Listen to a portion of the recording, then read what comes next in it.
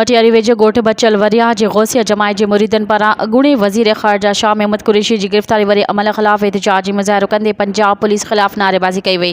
इन मौक़े ते अॻवान मुमताज़ अली वरिया, अल्लाह बचायो वरिया ऐं ॿियनि चयो त शाह महमूद कुरैशी खे ईमानदारी ऐं सचाई जी सज़ा ॾिनी पई वञे, जो त गौसिया जमायत जे रूहानी पेशवा शाह महमूद कुरैशी खे सुप्रीम कोर्ट जी चीफ जस्टिस साइफ़र केस में बाइज़्ज़त बरी कयो आहे। पर उन जे बावजूद पंजाब पुलिस असांजे मुर्शिद ते मन घड़त ऐं हथ ठोकिया केस दाख़िल करे उन सां नामुनासिब वर्ताव करे रही आहे। उन्हनि चीफ जस्टिस पाकिस्तान खां मुतालबो कयो त पंजाब पुलिस जी गुंडागर्दी जो नोटिस वठी शाह महमूद कुरैशी खे जल्द आज़ाद कराए वञे। मज़ीद ख़बरनि ऐं तफ़सीलात लाइ विज़िट कयो असांजी वेबसाइट www.awamiNewsHD.com ऐं ॾिसंदा रहो अवामी न्यूज़ HD।